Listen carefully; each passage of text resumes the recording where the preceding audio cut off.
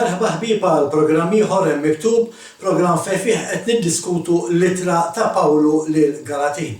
U f'dan il-programm wasalna biex nibdew issa it-tielet kapitlu. Biex insemmu fuq x'qed nitkellmu, Pawlu kiteb din l-ittra lil Galatin għax il-Galatin li kienu nies li kienu jemmnu f'Jaxua għax kien evangelizzalhom l-Apostlu Pawlu, issa bdew jemmnu ċertu nies Lut ġejjin mill-Knisja ta' Ġagbu l-Mulej u li bdew jgħidulhom illi biex jisalfaw iridu bil-fors jagħmlu ċ-ċirkonċiżjoni, xi ħaġa li Pawlu huwa kontrija 100%. U fil-fatt dina litra fuq titkellem illi s-salvazzjoni ma tiġix permezz ta' l-opri, imma hija permezz tal-grazzja t'Alla. Hija ittra li titkellem fil-fatt illi s-salvazzjoni ġejja permezz li ġejja mill-grazzja t'Alla permezz li nemmnu f'Jaxua il-Messija. U Pawlu anki semmejna fl-aħħar programm jargumenta ma' l-Apostlu Pietru illi Pietru flimkien ma' Barnaba kien qiegħed jitħallat ma' nies hekk imsejħa ġentili, imma meta kien jara l dan nies legalistiċi ġejjin kien jitlaq minn ħdej daw in-nies il-ġentili u kien jagħmilha mal-Lut. U Pawlu ċanfra għallhom intix qed tagħmel sewwa. Għaliex f'kelma waħda allura Pietru beda jibża minn daw il-Lut u fil-fatt anke allura qed jaqbel magħhom. U nerġa' ngħid il-messaġġ ta' Pawlu f'din l-ittra hija illi s-salvazzjoni ma tiġix għax tagħmel xi ħaġa imma li timxi wara Jaxua il-Messija bil-fidi u allura permezz tal-grazzja t'Alla inti salvat. Ħalli niftħu il-programm tagħna u ħammorru Galatin kapitlu 3. Iftħu l-Bibja tagħkom Galatin kapitlu 3 u ħanibdew minn vers 1. Ja Galatin bla moħħ, min saħħalkom bi kliemu? Intom li Jaxua il-Messija tpinġa msallab quddiem għajnejkom. Mela hawnhekk qed naraw il-Pawlu qed jgħidilhom bla moħħ. Versjoni oħra tista' tkun il-kelma boloħ li tfisser l-istess. F'kelma waħda il-kelma bla moħħ jew iblaħ tirreferi għal dak li jaf xi ħaġa, f'dal każ il-Galatin jafu li s-salvazzjoni tiġi bil-fidi f'Jaxua l-Messija, imma qed jagħmlu xi ħaġa oħra. U allura x'kienu qed jagħmlu? Kienu qed jemmnu dak li l-Lut kienu qed jgħidulhom. U għax kienu qed jemmnu dak li kienu qed jgħidulhom daw il-Lut legalistiċi, Pawlu qed jgħidilhom intom bla moħħ, intom boloħ. U dak li qed jgħid fil-fatt u l-versi kompli, intom li Kristu Jaxua il-Messija tpinġa quddiem għajnejkom. Xi jfisser dan? Dan jfisser li Pawlu evangelizzalhom minn dan nies u fissrilhom eżattament xi tfisser il-mewta ta' Jaxua il-Messija għas-salvazzjoni tagħna. U tant pinġielhom fid-dettall, tant wassalhom fid-dettall dan il-messaġġ illi qisu penġilhom dak li kien qiegħed jitkellem magħhom. Imma f'kelma waħda, Pawlu kien qiegħed jispjega, kien qed jikkwota mill-Iskrittura. Qed jgħidilhom quddiem għajnejkom stess, jiġifieri meta kien magħhom Pawlu wera permezz ta' dak li miktub fit-Tora fl-ewwel 5 kotba ta' Mosè u fil-Profeti kif Jaxua kellu jmut għall-fidwa tagħna, għas-salvazzjoni tal-bnedmin. Mela qed naraw li Pawlu poġġielhom l-Evanġelu minn dak li hemm miktub fit-Testament l-Antik. Għaliex għax it-Testament l-Antik mhux xi ħaġa li beda wara il-salvazzjoni, il-messaġġ ta' salvazzjoni, il-bxara tajba mhix xi ħaġa li bdiet wara li twielet jew miet Jaxua l-Messija. Il-messaġġ ta' salvazzjoni Alla għaddih mill-bidunet minn meta waqa' Adam u Alla qal li kien siebat Messija biex isalva lill-poplu, lid-dinja. U iktar il-qoddim mbagħad insibuh jagħmel il-patt ma' Abraham li ħanitkellmu fuqu anke f'dan il-programm. Abraham irċieva il-messaġġ tal-bxara it-tajba. Abraham kien jaf li biex jisalva jrid jagħmel fil-Messija ma seta' jagħmel xejn aktar. Imma dak kan naslu għalih. Imma dan qed jidhirhom Pawlu qed jidhirhom il-bxara tajba, il-messaġġ ta' salvazzjoni insebuh fil-messaġġ li tajtkom jien. U l-messaġġ li tom Pawlu kien propju dak li hemm miktub fil-Kotba ta' Mosè u fit-Testament l-Antik. Ftakru li waqt li Pawlu qed jikteb dawn litri it-Testament il-ġdid ma kienx għadu inġabar, ma kienx għadu qed jiġi miġbur biex isiru wkoll bħala kotba. U qed jgħidilhom li mhux permezz tax-xogħol jew xi tradizzjonijiet tal-bniedem li nistgħu nsalvaw qed jgħidilhom intom daqshekk boloħ. It-testament ma jinbidilx, qed jgħidilhom Pawlu. It-testament jaqba' dak li jkun.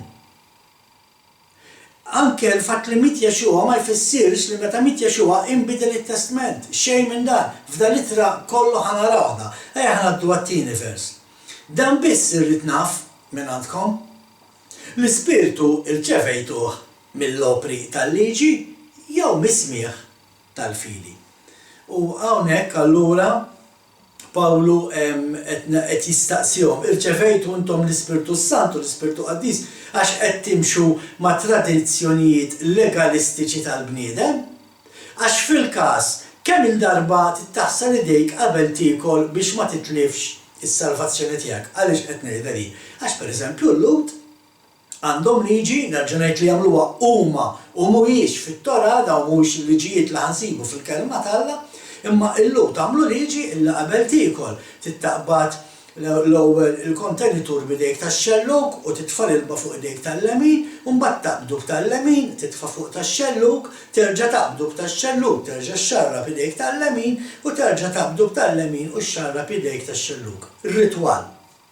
Pawlu qed jgħidilhom kemm il-darba tittamilha di biex tkun ċerti li inti ma tlifx is-salvazzjoni, li ma tlifx l-Ispirtu Santu minn ġo fik. Jew inkella kemm il-pass tista' timxi fil-jum qaddis biex ma titlifx lis-salvazzjoni biex l-Ispirtu Santu ma jitlaqx minn ġo fik. Il għaliex qed ngħidu dan, il għaliex nerġa' ngħid il-Lut u mhux liġi li nsibu fit-Tora mhijiex waħda mill-istruzzjonijiet ta' Alla. Fit-Tora hemm miktub, niskuża ruħi, fit-Talmud hemm miktub li fil-jum qaddis tas-Sibt bniedem ma jistax jagħmel aktar minn 3000 pied distanza bil-mixi. Għal dawk li ma jafux x'huma l-pidi u forsi jaħdmu bil-meters 960 metru. Ma tistax tivvjaġġa aktar minn 960 metru bil-mixi. Nerġa' ngħid dawn mhumiex affarijiet li nsibuhom fit-Tora, mhumiex parti mill-liġi tal-Alla, mhumiex parti mis-613 kmandament li Alla tagħna fil-Bibja, imma huma kmandamenti li għamlu n-nies biex minn għalihom ma jeksrux il-liġi ta' Alla. U għal da qed jirreferi Pawlu qed jidhom kemm intom boloħ. Possibbli għadkom ma ndunajtux dak li għettilkom jien penġejtilkom il-Kristu msalla b'xi jfisser qudiemkom u intom ħataqgħu għal daw il-liġijiet biex ma titilfux is-salvazzjoni. Qed jgħidulhom isma' oqgħodu attenti ta' ma tmorrux fil-jum qaddis tas-Sibt tqattaw xi karta għax hekk inti tqatta xi karta fil-jum qaddis tas-Sibt tifisser li qed tagħmel ix-xogħol għal daw il-Lut legalistiċi. Fil-fatt hawnhekk hija l-kelma legalistiku. Ħafna attakkaw lilna ta' Malta Messjanika li aħna legalistiċi għax nimxu mal-kelma tal-Alla. Hekk tittamel tittimxi mal-kelma tal-Alla, tittimxi mal-kmandamenti, tittabdi l-kmandamenti. Legalistiku huwa dak il-bniedem li jagħmel xi ħaġa għax biex ikun jista' jsalva. U allura mhux qed jemmen fix-xogħol ta' Jexuwa l-Messija, u allura dak huwa xogħol legalistiku imma li timxi mal-kelma tal-Alla. Pereżempju, inti jekk xi ħadd joffrilek ħelwa nhar ta' Sibt aħna nkunu qegħdin fellowship hemm ġieli ftaħna pereżempju cake minn ġo pakkett, ikun ġo l-pakkett, niftħu l-pakkett, daqshekk għamilna xi ħaġa ħażina? Le. Imma daw il-Lut legalistiċi iva, il-fatt li inti ftaħt dak il-pakkett għamilt ix-xogħol fil-jum qaddis tas-Sibt. U dan li qed jgħidilhom Pawlu. Possibbli tidu tagħmlu dan affarijiet biex issalvaw għadkom ma ndunajtux li s-salvazzjoni tiġi permezz tal-fidi u l-grazzja ta' Alla. Fi kliem ieħor Pawlu qed jistaqsina dan kellimna ta' mhux lilhom biss qed jgħid hekk ta'. Qed jgħid Pawlus ma intom irċevejtu l-Ispiritu Santu meta kontu tmorru tadoraw l-istatwi, meta kontu toqgħodu tixelu x-xemat quddiem l-istatwi, meta kontu toqgħodu tagħtu l-bukketti tal-fjuri quddiem xi statwa, hemmhekk irċevejtu l-Alla ġo fikom, jew x'inskoprejtu x'inhi l-verità.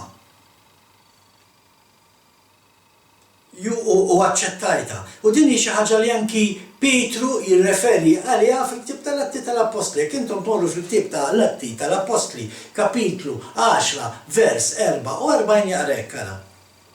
Meta Pietru kien għadu qiegħed jgħid dan, l-Ispiritu Santu niżel fuq dawk kollha li kienu jisimgħuh. Mela, in-nies li kienu qed jisimgħu lil Pietru irċevew l-Ispiritu Qaddiż għax kienu qed iżommu l-liġijiet tradizzjonali tal-bniedem jew għax semgħu il-verità u aċċettawha. Dik hija l-mistoqsija, u dak li qed jgħid Pietru qed jgħid waqt li kien għadu qed jitkellem, in-nies emmnu f'dak li Pietru kien qed jippritkalhom Jexua imsalla pas-salvazzjoni tagħna u intlow bl-Ispiritu Santu. Ejja ngħaddu l-vers li jmiss. Galatin 3 vers 3. Daqshekk intom boloħ. Bdejtu bl-Ispiritu u issa se tkomplu bil-ġisem, qed jerġa' jagħmel enfasi fuq il-kelma boloħ Pawlu. Pawlu ma kienx joqgħod jiddarrasta, ma kienx joqgħod jiddejjaq minn dawn li jiġu offenduti għax tgħidilhom xi ħaġa, dik hija l-kelma. Ibla, jekk inti taf xi ħaġa u qed mur kontrija, xi ħaġa tajba u qed mur kontrija, inti ibla dak li qed jgħid Pawlu hawn, qed jgħid taħseb int li tista' ssalva lilek innifsek billi żżid ma xi ħaġa li għamel Jexua għalik dak li qed jistaqsihom Pawlu. Għallhom isma' ġejtilkom il-Kristu msalla għas-salvazzjoni tagħkom. Taħsbu intom li għax tagħmlu ċirkonċiżjoni jew għax ma titħaltux mal-ġentili jew għax taslu jdejkom 4 darbiet jew għax tagħmlu tant passi ħassalvaw ruhkom. Li temmen fi Kristu biss isalvak. Imma nerġa' ngħid bħalma fil-programmi ta' qabel imkien mu qed jgħid Pawlu li il-liġi tal-Alla ma nobduwix, ma nkunux obbedjenti lejn Alla. Il-moment li inti tiġi temmen f'Jexua l-Messija, issa inti persuna ġdida, x'jiġifieri persuna ġdida? Mela qabel kont qed tgħix il-ħajja li trid inti, kont tagħmel dak li jogħġob lilek, ħażin kemm hu ħażin kien jogħġbok u kont tagħmlu. Issa li qed temmen f'Jexua l-Messija, inti kreatura ġdida, inti persuna ġdida. Mela issa m'intix ħatibqa' tagħmel dak il-ħażin, issa ħatibda timxi bl-ubbidjenza lejn Alla. U jekk m'hemmx liġi, x'inhi din l-ubbidjenza lejn Alla? Qed taraw kif il-liġi għadha hemm ta' Alla. L-10 kmandamenti għadhom jgħoddu għallum l-10 u mhux 9 nerġa' ngħid, bħalma dejjem ngħid. Qed jistaqsihom Pawlu tassew li temnu li ċ-ċirkunċiżjoni tista' issalvakom, din ittra titkellem ħafna minħabba ċ-ċirkunċiżjoni, imma mhux biss. Titkellem ukoll fuq il-fatt li anke Pietru kien qed juri wiċċ ieħor meta kien qed ikun hemm daw il-lut legalistiċi. F'dan il-każ qed jgħid li speċi x-xogħol ta' Jexua allura ma kienx biżżejjed biex isalvak. Vers 4. Batejtu dan kollu għal xejn, jekk tassew għal xejn. Mela, l-ewwel ma naraw f'dan il-vers ridu ninnutaw li Pawlu permezz ta' il-frasi qed juri li qed għandu tama f'dawn in-nies li jistgħu jerġgħu jduru u jemmnu fit-tagħlim li waslilhom hu. Għalhekk qed jagħmel din il-mistoqsija. Speċi hu kien qed jemmel li dan nies għadhom ma ntilfux, għandhom iċ-ċans jaraw id-differenza bejn dak li għallewhom għal dak li qed jgħidulhom daw il-lud legalistiċi. U qed jgħidilhom li tbatija li batew biex żammaw il-liġijiet tal-bniedem kienet tbatija għal xejn. U qed jgħidilhom għal xejn batejtu dik it-tbatija, għal xejn qed tagħmlu dal-affarijiet biex nagħlikom issalvaw. Ħadd ma jiġi salvat permezz tax-xogħlijiet tal-liġi. La dik legalistika tal-bniedem, iva u ħanejda wkoll ta' anqas għax iżomm it-Tora. It-Tora, l-istruzzjonijiet tal-mandamenti ma żommhomx għas-salvazzjoni. Għaliex? Għax aħna kollha niżbaljaw. Aħna kollha naqgħu, kollha niksru għat-Tora, mela kieku t-Tora kienet qiegħda hemm għal mezz ta' salvazzjoni, kieku aħna msiker għax kollha mitlufin, għax kollha niksru għal-liġi tal-Alla, u għalhekk għandna bżonn medjatur u dak kull iskop ta' il-ittra. Għax hemm liġi li aħna kontinwament niksruha għandna bżonn medjatur. Dak il-medjatur huwa ħadd Jexua il-Messija. Nerġa' ngħid, is-salvazzjoni ma tiġix għax nagħmlu xi ħaġa aħna. Jekk qed tipprova ssalva lilek innifsek qed iġġib ix-xogħol ta' Jexua fix-xejn. Jiġifieri, jekk inti qed tipprova tagħmel xi ħaġa biex issalva. il-mewta u l-qawmin tal-mewt ta' Kristu għalik ma jiswew xejn. Għax biex issalva kull ma trid huwa temmen f'Jaxua il-Messija. Nerġa' ngħid, it-Torah mhux qiegħda hemm biex issalva, it-Torah qiegħda hemm biex turina kemm aħna ħżiena. Di naħseb għandna bżonn nagħmlu sensiela ta' suġġett ta' programmi fuqha biss fuq din kelma, fuq dan li qed ngħid. It-Torah mhux qiegħda hemm biex issalvana, it-Torah qiegħda hemm biex turina li aħna nies ħżiena u li għandna bżonn il-Messija biex insalvaw. Ejja ħnaddu għal vers 5.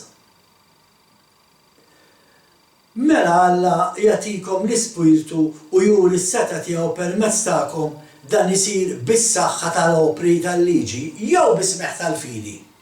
Qed jistaqsi Pawlu. Imma interessanti dak li qed jgħid Pawlu f'dan il-vers.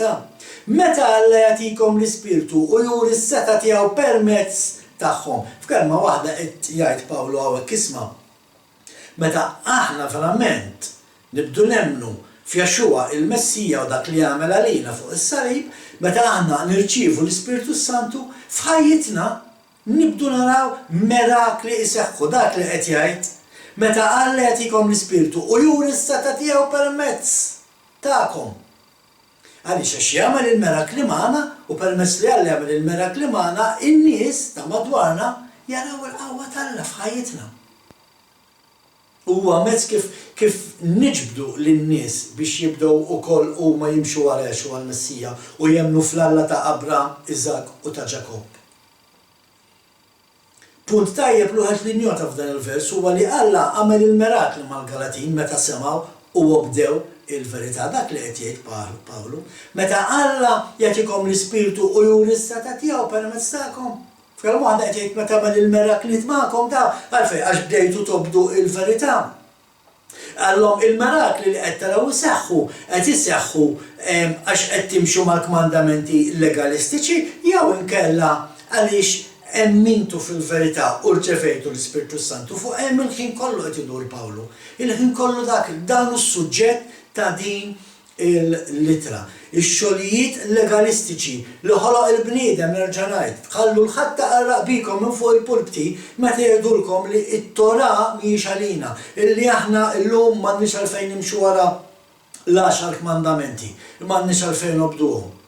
Ħallu l-ħadd taqraq bikom ħibtiegħi. Pawlu mhux hekk qed jgħid fl-ebda ittra li kiteb Pawlu ma jgħid li aħna m'għandniex ikollna obbedjenza lejn il-liġi ta' Alla.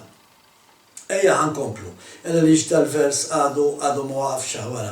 Fil-fatt din hija xi ħaġa li anke Pietru jsemmi fil-Ktib tal-Atti, din id-darba Ktib tal-Atti kapitlu 15 minn versi 8 sa 11 u taqra hekk ara.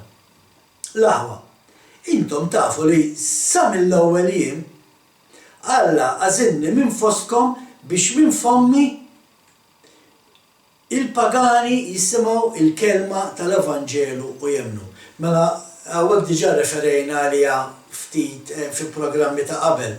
Meta Pawlu kollu beda jgħid isma' jiena bħalma Alla għażel il-Pietru għallut, Alla għażel lili għal pagani, għal ġentili. U fil-fatt hawnhekk Pietru xi ħaġa li jisemmi fl-Atti tal-Apostli qed jgħid li jiena kont minn tal-ewwel minn qabel Pawlu kont jien, imma li kienet ikketta ta' bejnietom ejja ħalli ma nifqux hemmhekk. U l-vers ikompli, u dan xedu Alla li jara fil-qlub billi tom l-Ispirtu Santu bħalma taħlilna. Mela qed jgħid li peress li Alla jaraf x'hemm fil-qalb, permezz tal-grazzja tiegħu jagħti l-istess Spiritu li tal il-poplu ludi, li huwa il-poplu magħżul ta' Alla. Ma għamel ebda għażla bejnna u bejnhom imma saffilhom qalbhom bil-fidi. Mela issa għaliex iġġarbu lil Alla billi tridu tqiegħdu fuqhom id-dixxipli madmad li la missirijietna u lanqas aħna ma flaħna nerfawh. Wara kollox, aħna nemmnu li bħalhom aħna nsalvaw permezz tal-grazzja ta' Jaxua il-Messija. Sabiħ dan il-punt li qed jagħmel Pietru hawnhekk qed jgħid isma' għalfejn l-nies ħatoqgħodu tgħidulhom biex iridu jaħslu jdejhom 4 darbiet, ma jistgħux jagħmlu minn iktar minn tant pass, ma jistgħux jaqtaw żbulek inti qed fil-ġnien u rajt ħaxixa ħażina ma tistax taqtaħħa x'inkella qisek qed taħraq l-alqa. Allura għalfejn qed tabbu n-nies b'daw il-ħafna liġijiet. Daw waqqas aħna ma flaħna lihom. Ma nistgħu nżommu naħseb wara daw li għadhom ġodda, għadhom friski, għadhom deħlin dak li qed jgħid Pietru, ma Pietru qed jgħid wara kollox aħna mhux bħalhom salvati għax nemmnu f'Jaxxua l-Messija permezz tal-grazzja ta' Jaxxua l-Messija. Qed jagħmel punt interessanti hawnhekk Pietru fil-ktieb tal-Atti tal-Apostli dak li qed jgħidu kemm Pietru u kemm Pawlu. Li qed jgħidu Pietru u Pawlu hu li aħna l-kol salvati bil-grazzja u mhux permezz ta' ċirkonċiżjoni li l-fidili foloz kienu qed jgħalmu kull fejn imur Pawlu. Tinsawx kienu dal-fidili foloz. Daw kienu nies mill-Knisja ta' Ġadbu, nies li kienu jemnu f'Jaxxua il-Messija, imma għalkemm kienu jemnu fih, kienu qed jippritkaw salvazzjoni permezz ta' xogħlijiet legalistiċi li fil-fatt jikkontrasta bil-kbir mal-Vanġelu, mal-verità. Vers 6. Hekk Abraham emmen lill-Alla u dan kien madud lilu għal ġustifikazzjoni. Mela jerġa' jenfasizza Pawlu li s-salvazzjoni ġejja permezz tal-fidi. Dan il-vers dak li qed jagħmel qed jerġa' qed jgħid isma' Abraham emmen falla, emmen li Alla kien sejbad Salvatur, emmen li Alla kien sejbad Messija u allura f'għajnejn Alla issa Abraham kien iġġustifikat. U Pawlu qed jurina li Abraham kien salvat bil-fidi. U dawk li huma bil-fidi bħal ta' Abraham dan nitkellmu fuqha tajjeb mhux f'dal-programm f'ta' wara da. Imma dawk li għandhom il-fidi bħal ta' Abraham jitqisu wkoll bħala wlied Abraham. Imma jkollok il-fidi tiegħu. Irid ikollok il-fidi tiegħu ifisser li inti tittemmen li għandek bżonn Salvatur, għandek bżonn Messija. Imma għaliex għandek bżonn il-Messija? Għax hemm liġi u aħna l-ħin kollu niksruha. U għalhekk nerġa' ngħidu ma nafx nagħmel dal-enfasi, il-liġi talla għadha hemm u aħna b'dinatura kif aħna magħmulin għax hekk niddeċiedu aħna bħal Pawlu, bħal ma jgħid Pawlu, dak li suppost nagħmlu ma nagħmluhx u dak li mhux suppost nagħmluh. Għalax inkunu qed nagħmlu, nkunu qed niksru l-liġi u għax niksru l-liġi għandna bżonn Salvatur. U tittemmen f'dan is-Salvatur, tittemmen f'dan il-Messija li huwa Jaxxua. U meta inti temmen fih, inti f'għajnejn Alla bħal Abraham, dak li qed issa nistudjaw fil-programm x'aktarx li jmiss, bħal Abraham inti f'għajnejn Alla inti iġġustifikat. Vers 7. Kunu għafu mela li dawk li jemnu dawk huma wlied Abraham. Mela għal darb'oħra, jekk inti temmen fal-Abraham, inti meqjus ibn Abraham fil-fidi. Imma l-fatt li Abraham kien jemmen fil-Messija, fil-fatt aħna nafu li anke Jaxxua jgħidilna li Abraham ra din il-ġurnata meta Iżak saqsih qallu missier, għandna l-ħatab, għandna kollox, għandna l-artal, qallu fejnu is-sagrifiċċju. U Abraham qallu Alla innifsu jipprovdi dak is-sagrifiċċju. U għaldaqstant huwa dakinhar li Abraham kien qed jistqarr il-fidi tiegħu li Alla kien sejbad Salvatur, Alla kien sejbad Messija. Imma ma jfissirx li għax emmen li ġej Messija, allura issa bada jikser il-liġi tal-Alla. Ma jfissirx li mar u qatt jibdel il-sara mal-ewwel mara li jsib. Ma jfissirx li kien jisraq jew jikdeb u jiexed fals, ma jfissirx li kien jikser il-jum qaddis tas-Sebt. Le, anzi, għax kien jemmen li għandu bżonn Messija, kien obbedjenti lejn Alla u kien joqgħod attent li jimxi fit-triq ta' Alla kif suppost, skont il-liġi tiegħu, skont ir-regolamenti tiegħu, skont it-Torah tiegħu. Ejja ħalli inkomplu. Vers 7. Kunu għafu mela li dawk li jemnu dawk huma wlied Abraham. Mela ifisser li bħala Abraham aħna salvati permezz tal-fidi. U nerġa' ngħid għandna bżonn il-fidi għaliex aħna kollha infallu. Jiena smajt min jgħid li jagħmel 4 ijiem ma jagħmel ġnub. Il-problemi li jekk dak fl-4 ijiem għandek is-sibt imdaħħal u inti s-sibt ma żammejtux qaddis, qed tagħmel ġnub, iva qed tisser rabak mandament. U għalhekk għandek bżonn salvatur. Importanti di li nifhmuha għax fuq hekk hija l-ittra. Illi l-ubbidjenza lejn Alla għandha tkun. L-ubbidjenza lejn l-istruzzjonijiet lejn il-mandamenti ta' Alla għandha tkun. Imma x'aħna magħmulin kif aħna u niddeċiedu li nagħmlu dak li jogħġobna, għandna bżonn salvatur biex jidħol għalina. Kollha nfallu, kollha niksru għal-liġi tal-Alla, Jaxxua biss ma kisirx il-liġi tal-Alla, Jaxxua biss għamel dan. U għalhekk għandna bżonnu. Għalhekk għandna bżonn nimxu warajh, għalhekk irridu nsegwuh. Insegwuh ifisser li rridu għal-inqas nippruvaw nimxu fit-triq ta' Alla bħalma mexa Jaxxua. Fil-fatt Jaxxua għalhekk ġie f'din id-dinja. Meta ġie biex iwettaq il-liġi, iwettaq mhux iwaqqa, anzi hu stess qal isma' jiena ma ġejtx biex inwaqqaw il-liġi u l-profeti, ara ma taħsbux li ġejt biex inwaqqa l-liġi u l-profeti. Darbtejn jgħidha biex jagħmel żgur il-punt. Punt li disgrazzjatament ħafna ma jifhmuhx u jaqpaw jgħidu, jaqpaw jisabtu saqgħu, jaqpaw jissuppervjaw u jwebsu rashom u jgħidu li le aħna il-liġi ma tixtod għax żamma Jaxxua. Le, żamma Jaxxua, veru żamma Jaxxua, ma żamma biex jurina illi jekk nimxu warajh aħna nistgħu nimxu fit-triq it-tajjeba. Nistgħu nimxu bħalma mexa hu. M'aħniex ħansommuha perfetta bħalu għax hu biss żamma perfetta u għalhekk għandna bżonnu biex meta naqgħu, meta niksru l-liġi, nafu li għandna salvatur. Dak li jfisser issegwih. U meta inti tagħżel li ssegwi lil Jaxxua l-Missija, Alla jimlik bl-Ispirtu Qaddis. Għaliex jimlik bl-Ispirtu Qaddis? Biex waslek għall-verità. Da kollu insibuh miktub fit-Testament il-ġdid ta'. Kristu għallinna stess ikun aħjar għalikom jekk nitlaq. Għax meta jiġi hu l-Ispirtu Qaddis imexxikom fil-verità. U l-verità x'inhi? Il-kelma t'Alla, l-istess kelma li Pawlu qed jirreferi għaliha f'din l-ittra.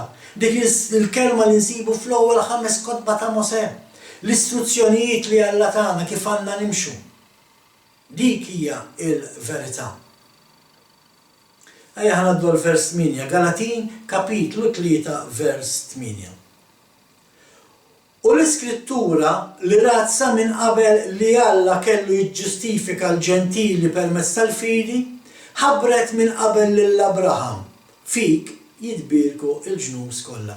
Hawnhekk jaqa' l-argument kollu illi l-liġi ma tixtott, illi t-Torah m'għadniex nimxu warajha. Dan il-vers fih ħafna x'nomodu. Mela jieħdu minn hawn.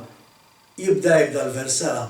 U l-Iskrittura li rat minn qabel li Alla kellu jiġġustifika l-ġentili permezz tal-fidi fejn miktuba din. X'inhi l-Iskrittura li Pawlu qed jirreferi għaliha. U dik l-Iskrittura li Pawlu qed jirreferi għaliha mhix ħlief l-ewwel 5 kotba ta' Mosè, it-Torah, il-liġi fejn sibu l-istruzzjonijiet ta' Alla. Għalhekk qed jirreferi hawnhekk Pawlu l-Iskrittura rat minn qabel li Alla kien se jiġġustifika l-ġentili, li Alla kien se jiftaħ triq għal dawk li ma kinux Lut imma li jemmnu bil-fidi. Mela qed nerġgħu naraw il-pjana tajba dak li aħna nseħħu il-Vanġelu ma bedix minn Mattew u Mark u Ġwanni u Luqa, imma beda ma Luqa ta' Adam. Meta Alla qal issa allura se jkun hemm nisel u li minn dan in-nisel irid joħroġ il-Messija li jsalva d-dinja. U mbagħad ngħaddu għal Abraham illi Alla għamel dik il-wegħda miegħu. Alla mel-weda ma' Abraham li dawk kollha li jemmnu bħalma jemmen fil-Messija Abraham ikunu salvati permezz tal-grazzja, anke jekk ma kienux parti mill-poplu mażul, li huwa l-poplu luri. U għalhekk aħna llum ngħidu li aħna imlaqmin ħafna jħobbu jiżgħu il-frażi taf kemm smajt prit kien illi llum aħna mlaqmin ma' Iżrael, illum aħna l-istess bħal Iżrael. Biex tkun l-istess bħal Iżrael, tittobdi l-istess kelma li Alla tgħallim l-Iżrael biex jobdu. Mhux tgħid isma' aħna maħniex taħt il-liġi. Mela ma li ma' Iżrael int maqut allura. Il-Banana Republic għax hekk tissejjaħ pajjiż, nazzjon, poplu mingħajr liġi jissejjaħ Banana Republic, kulħadd jagħmel li jrid. Imma mhux hekk fil-kelma t'Alla, u qed narawha f'dal-vers, qed jirreferi Pawlu għall-Iskrittura. L-Iskrittura li mill-bidunet rat ħabbar Alla illi kien se jkun hemm Messija u meta wasalna mbagħad qal Abram Alla għamel il-patt. Mela Alla wieħed Messija mal-waqt għada u ma' Abram għamel il-patt li kull min jemmen bħalu kien ser jsalva permezz tal-fidi. Nerġa' ngħid x'inhi l-Iskrittura li Pawlu qed jirriferi għaliha it-Testament l-Antik. U Pawlu qed jgħid li fit-Testament l-Antik hemm miktub lil ġentili li jikkonvertu u jemmnu bħal Abraham ikunu salvati bil-fidi mhux bl-opri. Dak is-suġġett ta' din litra ma nistgħux ma nagħmlux enfasi fuq dawn l-affarijiet. Vers 9. Għalhekk dawk li jemmnu jitbierku ma' Abraham li kien jemmen. Mela, qed ikompli jżid, qed ikompli jagħmel enfasi hawnhekk Pawlu s-salvazzjoni permezz tal-fidi. Jekk inti temmen bħalma kien jemmen Abraham, mela inti titbierek bħalma hu imbierek Abraham. Bħalma Abraham kien imwiegħed is-saltna li għaddi għas-saltna ta' dejjem, hekk ukoll aħna għandna il-weda, għandna l-istess weda. Jekk nemmnu bil-fidi bħal Abraham, aħna imweda il-ħajja eterna fis-saltna ta' Alla. Imma il-fatt li inti temmen bil-fidi ma jfissirx li tkun diżubbidjenti lejn Alla. U biex ma tkunx diżubbidjenti lejn Alla, trid tobdi lil Alla. U jekk tittobdi lil Alla sinjal li hemm xi ħaġa x'tobdi. Li huma l-10 mandamenti. Kollha l-10 li huma u mhux 9.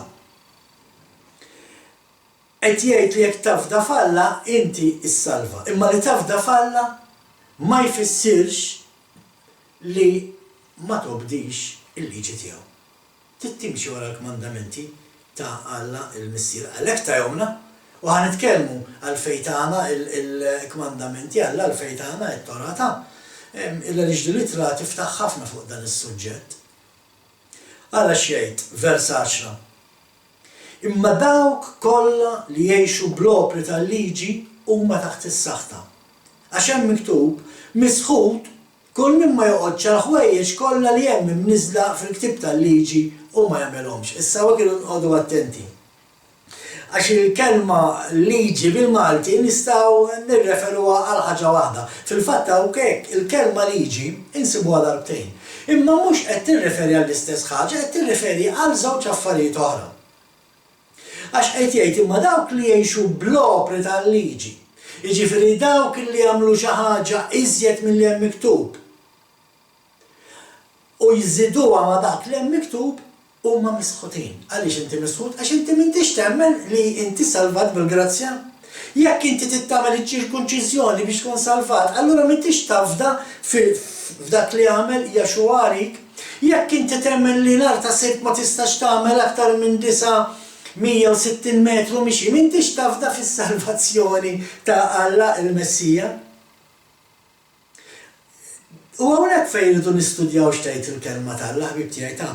U għalhekk aħna dejjem ta' Malta Mistjanika nagħmlu enfasi kbira li meta nistudjaw il-kelma tal-Alla mhux sempliċement il-Bibja, imma rridu naraw l-istorja x'tgħidilna. X'hemm miktub fl-istorja? Minn fejn ħarġu dal-affarijiet? Għaliex il-Lut ħarġu b'din liġi li ma tistax tagħmel aktar minn 3000 pied mixi fil-jum qaddis tas-sibt. Ir-raġuni għaliex hemm miktub illi ma toħroġx mill-komunità tiegħek. Fil-jum qaddis tas-sibt teqpa' mal-komunità tiegħek għal 24 siegħa u tħalli Alla jmexxik. Imma aħna qed nitkellmu fuq kultura fejn il-popli kienu jgħixu f'komunità. Komunità differenti. Waħda f'kull villaġġ kienu hemm komunità, mela din il-komunità ta' dan il-villaġġ kienu jaqgħu f'dak il-villaġġ fil-jum qaddis tas-sibt, ma kienux imorru fil-villaġġ ieħor. Di xi ħaġa li llum ma nistgħux nagħmluha. Aħna is-sala tagħna fejn iltaqgħu aħna Malta Messjanika qiegħda ġewwa Ħażebbuġ. Issa l-affarijiet qiegħda hawn. Għandna nies minn kull parti ta' Malta. Jiena nitla' mill-Qawra. Għandna nies minn huma minn Mosta, għandna nies li huma minn Ħalqormi, għandna nies li huma minn ħafna pajjiżi f'din il-komunità. Biex nimxu ma dik il-liġi li għamel il-bniedem, ħafna ma jistgħux jiġu għat-tagħlim fis-sala għax qebżu dak il-kilometri. U dar qed jgħid dak il-vers, jekk inti qed tagħmel hekk, qed iżid xi ħaġa mal-kelma t'Alla. Għax Alla qal nżommu s-sibt qaddis, iltaqgħu ejjew bħala komunità faħruni bil-kant, faħruni bit-talb, għamlu studju bibliku, studjaw il-paraxà ta' dik il-ġimgħa bħalma nagħmlu aħna ta' Malta Messjanika, ma biex nagħmlu hekk, bil-forsi konna nitraviljaw, bil-forsi konna nistartjaw il-karozza. Pereżempju Lut ma jiżawx karozzi fil-jum qaddis tas-sibt għaliex għax għalihom li startjajt il-karozza qed taħdem qed tagħmel ċar. Dawn huma l-affarijiet legalistiċi li Pawlu qed jitkellem fuqhom, mhux dawk l-affarijiet jisalvawk. Ma tagħmilux differenza l-Alla jekk tmurx il-komunità bil-karozza, bir-rota, biż-żiemel, bil-karrettun, bil-mutur. L-importanti li tmur. Dak l-importanti li tmur tfaħħar il-mulej ma' sħabek tal-komunità. U dan u dak li qed jgħid Pawlu. Misħud kull minn ma jqgħodx il-ħwejjeġ kollha li hemm imniżda fl-ittib tal-liġi u ma jagħmilhomx. Xi ħaġa oħra, mela jekk inti temmen illi t-Torah titiżżomma biex issalva, int misħud. Il għaliex. Għax qatt m'għandek ċans iżżomm il-liġi sħiħa dik Jexxua biss għamilha. U jekk inti xi wieħed minn dawk illi tajt illi inti illum il-ġurnata dan qed ngħidu tajla li xina naf nies illi jgħidu li llum il-ġurnata x'huma Kristjani huma llum ma jagħmlux ġnub imma jiżbaljaw. Jekk qed tiżbalja qed jiddispjaċini ngħidlek ma nafx x'differenza tara.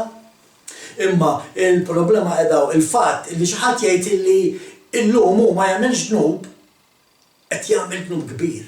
Illa lix din hija xi ħaġa illi anke Ġwanni jitkellem fuqha.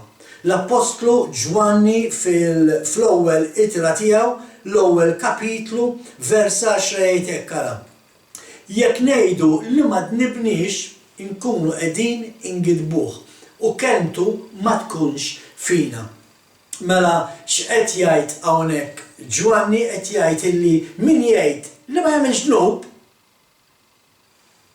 qed igiddeb il-Alla l-missier. Imma hu ma jaqafx hawnhekk. Anki jinkellek ngħidu li nistgħu pereżempju illum nistgħu ma nżommux is-sibt qaddis illa li żammu Jexxua għalija. Hemmhekk qed nagħmlu dnub biex tkunu tafu. Imma araw versi ieħor xi ħaġa oħra li jgħid Ġwanni pereżempju l-istess fl-ewwel ittra ta' Ġwanni din id-darba t-tielet kapitlu vers 4 jgħid li min jidneb ikun qed jikser il-liġi għax id-dnub huwa l-ksur tal-liġi. Mela jekk tgħid li inti m'intix tagħmel dnub, qed tagħmel dnub. Għax kollha dnibna. Min-naħa l-oħra jekk qed tagħmel dnub ifisser skont Ġwanni li inti qed tikser il-liġi. Mela hemm liġi li għad trid iżżomm. Ejja ħankomplu. Galatin 3 u ħanaddu għal vers 11. U li ħadd permezz tal-liġi ma hu iġġustifikat quddiem Alla. Jidher ċar. La darba il-ġust jgħix bil-fidi. Mela qed jgħidilna Pawlu qed jgħidin isma' ma tistax iżżomm il-liġi t'Alla biex minn għalik tgħaddi għall-eternità insija.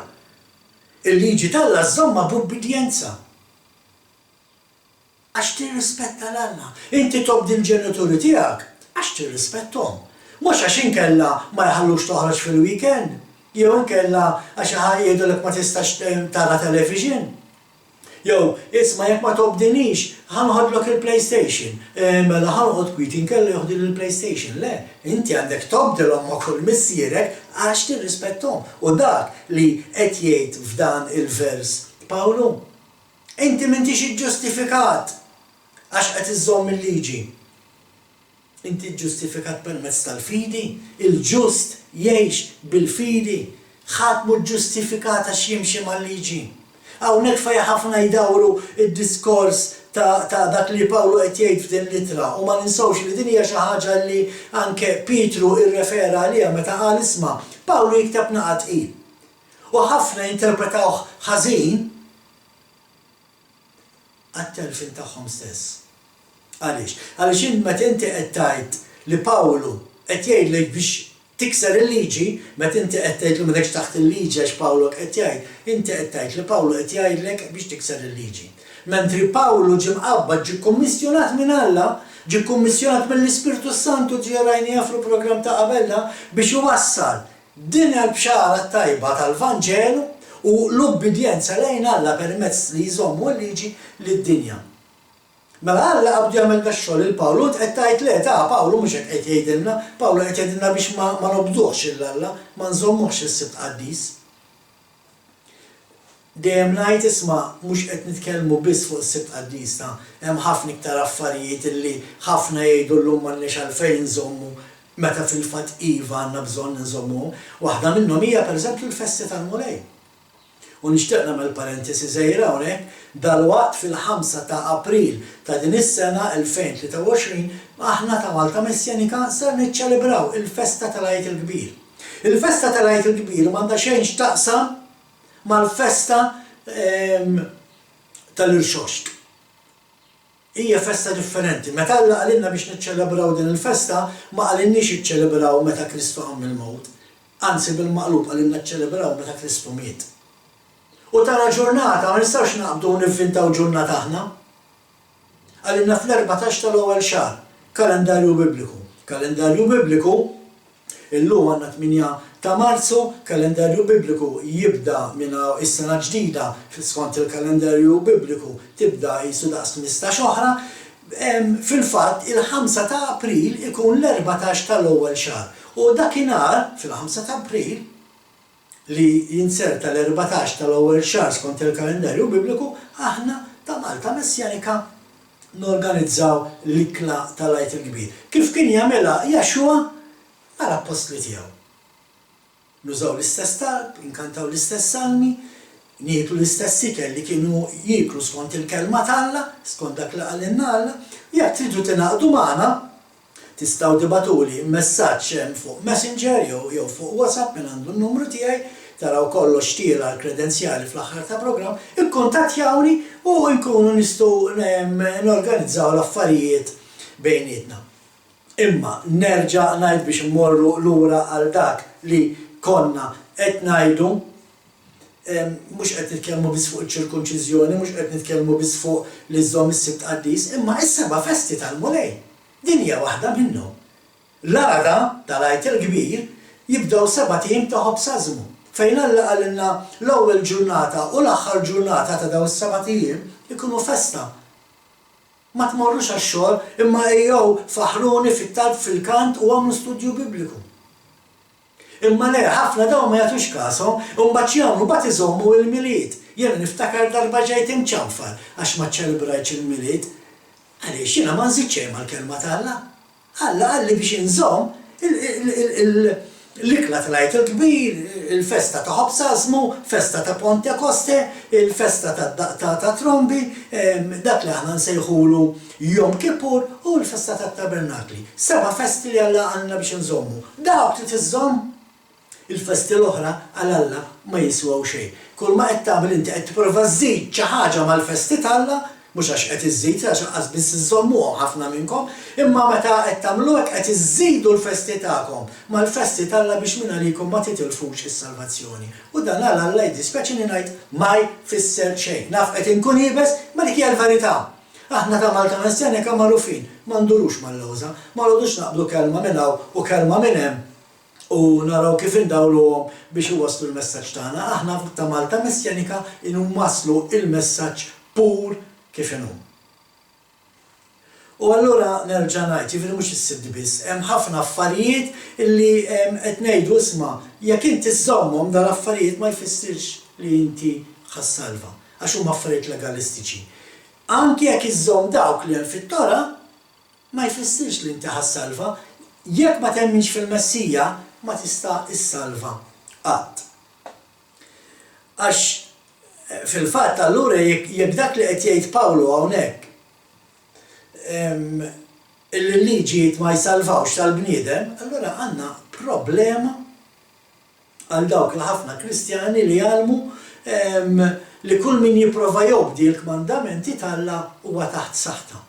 Dan huwa tagħlim li joħroġ mill-Knisja moderna Amerikana llum illi fil-fatt xi ħaġa li anki aħna ġejna majrin biha, illi jekk nimxu mal-10 kmandamenti aħna misħutin.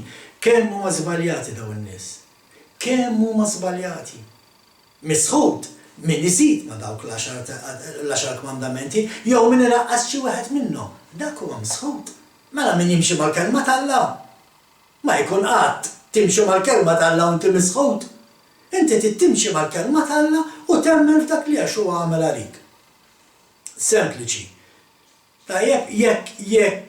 Jekk min iżomm l-10 kmandamenti huwa misħut, allura jiddispjaċini ngħidlek ħabib tiegħi, int sejjer tinħaraq ta' lejjem. Għaliex għax inti nemmen jiena bħala Kristjan, inti tirrispettom l-omm ukoll missierek. Jekk inti qed tirrispetta l-omm ukoll missierek, inti qed temmen wieħed mill-10 kmandamenti. Qed timxi warajh, mela inti misħut. Jekk inti m'intix tibdel il-mara jew ir-raġel tiegħek ma' mara jew raġel ieħor, inti misħut għax qed iżżomm kmandament. Dak li qed jgħidu meta qed jgħidu li jekk timxi mal-10 kmandamenti inti misħut, qed taraw iftħu għajnejkom tħallux min jitħaq bikom aktar. L-10 kmandamenti, l-10 huma għadhom hemm u rridu nħarsuhom, u rridu nagħmluhom. Jekk inti ma tiktibx fuq sieħbek. Jekk inti m'tix ħa tikdeb jew tixhed fals fuq sieħbek, inti qiegħed taħt saħħta għax qed iżżomm kmandament.